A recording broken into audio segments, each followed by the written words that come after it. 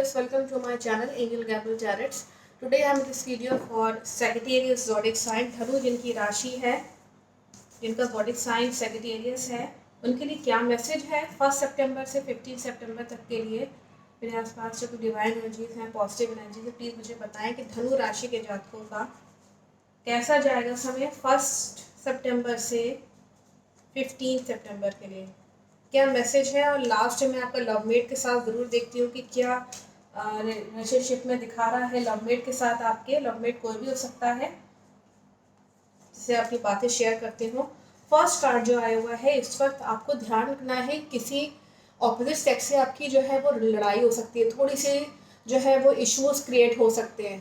So be careful that you will not involve any issue from your opposite sex. अगर आप male हैं, from the male, and if you are female, from the male person you will be involved in some issues। एक small fight में आप involve हो सकते हैं, उसको अवॉइड करिएगा थोड़ा सा। बहुत रिस्पॉन्सिबिलिटीज़ आने वाली हैं, बोझा बहुत ज़्यादा होगा इस वक्त। आप करियर भी संभालिए, फिर अपना अपना घर भी संभालिए, तो हो सकता है कि बहुत ज़्यादा बोझा आपके ऊपर आ सकता है।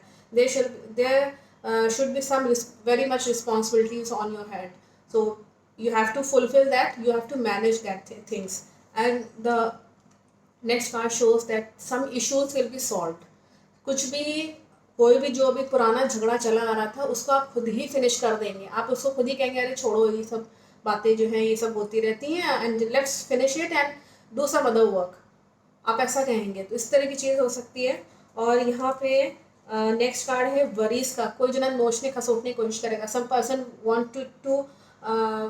wanted to frustrate you, actually frustration create करने की कोशिश करेगा। कुछ परिस्थितियाँ ऐसी बनेंगी जिससे आपका काम नहीं हो पा रहा है, बाधाएं बहुत आएंगी, ऑब्स्टिकल्स बहुत हैं, तो आप परेशान हो जाएंगे। तो इस तरह की चीज़ यहाँ दिखा रहा है।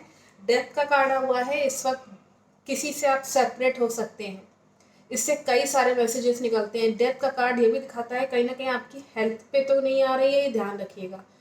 बाहर कहीं भी जा रहे हैं, if you are going outside your house और any other workplace, wherever you are going, please be careful about your health, because this death card shows that something will be wrong with your health। तो ध्यान रखिएगा आप अपना। और ये card ये भी कहता है कि किसी पर्सन से आप हो सकता है सेपरेट होने की अगर सोच रहे हैं, तो बहुत ही दर्द भरा सेपरेशन होगा। फिर वो that separation will give you only pain with that person, so be careful if you are separating yourself from something, from some person, whatever, then it will give you only pain and nothing else, only sorrow। So this situation will come for 15 days। So for that angels are giving the message that you should be very mature। बहुत maturity रखनी। देखिए maturity कब होती है, जब person बहुत ज़्यादा हंसमुख ना हो, बहुत ज़्यादा गुस्सैला ना हो, बैलेंस फॉर्म में सब चीज़ को लेके चले। That person is mature who wanted to correct that situation, who knows that how to involve in the situation and solve the problem। तो ये मैच्योरिटी आपको इस वक्त लाने की बहुत ज़्यादा ज़रूरत है। मैच्योर रहिएगा तभी आप चीज़ों को हैंडल कर पाएंगे, अदरवाइज आप हैंडल नहीं कर पाएंगे। तो ध्यान रखिएगा इन सब चीज़ों का। Now I will see from my oracle sealing cards your love life relationship and what is the message from the angels।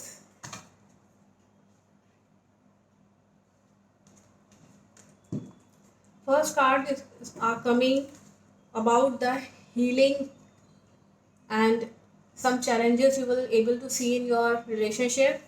कुछ challenges आ सकते हैं, हो सकता है लवमेट आपका कहे कि ये रिस्पॉन्सिबिलिटी पूरी कर दो मेरा ये काम कर दो, तो करने की कोशिश करिएगा।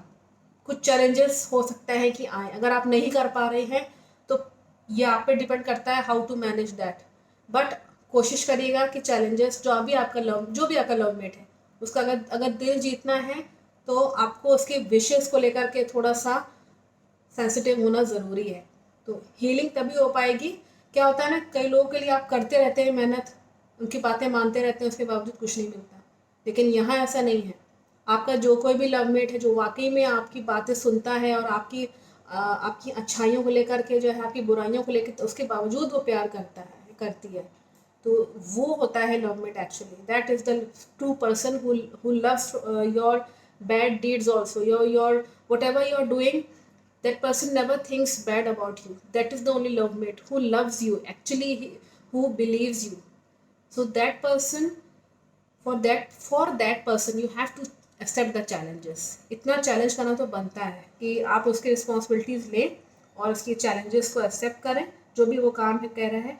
इस वक्त यहाँ ये दिखा रहा है कि कोई जना आपकी ज़िंदगी में कोई नया पर्सन आ सकता है जो कि रिश्ते में आपको हो सकता है कि थोड़ा सा मजबूत बना सके। जैसे होता है ना कि कुछ पर्सन्स होते हैं जो पॉजिटिव एटीट्यूड वाले होते हैं, वो हमारे रिलेशनशिप में आकर के कुछ हमें एडवाइस करके चले जाते हैं। तो कोई नया पर्सन का इन्वॉल्वमेंट यहाँ दिखा रहा है। जो कोई भी कपल्स हैं जो ऑलरेडी मैरिड हैं अगर मैं कहूँ, तो वो हो सकता है कि न्यू बेबी के लिए या फैमिली प्लानिंग के लिए प्लान कर सकते हैं।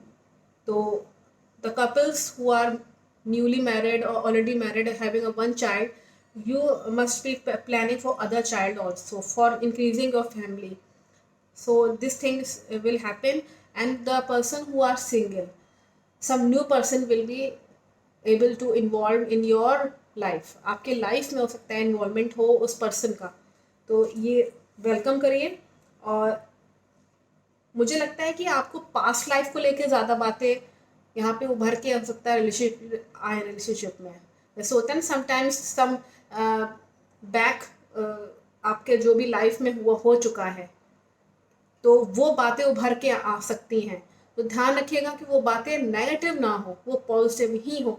What ever talks between you are coming, that talks will be positive, not negative, because this is a message from the angels that something will happen, that love mate will talk from you about the past relationship जो है वो हो सकता है बातचीत करे आपसे। तो ये कोशिश हो सकती है उसकी तरफ से, या तो उसको अवॉइड करिए और या फिर उसको पॉजिटिव में उसको टर्न करिएगा।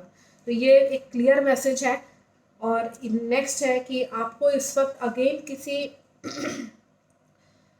ब्रदरहुड या सिस्टरहुड, स्पेशली अगर मैं कहूँ कि सिस्टरहुड का यहाँ पे स्पेशली यहाँ इन्वॉल्वमेंट दिखा रहा है, नंद का या सिस्टर इन लॉ का या आपकी खुद की जो बहन अगर रियल में है, उनका इन्वॉल्वमेंट रिश्ते में दिखा रहा है। हो सकता है कि आपके रिश्ते को मजबूत बनाने के लिए आए, तो इन्वॉल्व करिएगा। जो कोई भी पर्सन हो जो आपको लगता हो कि ये मेरी बहन या मेरी नंद है जो इस सिचुएशन को संभाल सकती है हम दोनों के बीच में। जैसे होता है ना खाने के टेबल पे एक साथ बैठ गए, बातचीत करते करते कुछ ऐसी बातें निकल के आती हैं जो कि क्लियर होती हैं। तो जैसे होता है कभी कभी थर्ड पर्सन का इन्वॉल्वमेंट, एक्चुअली उसको थर्ड पर्सन नहीं कहेंगे, है तो वो बहन ही ना, सिस्टर, लेकिन उसको तो हम निकाल नहीं सकते।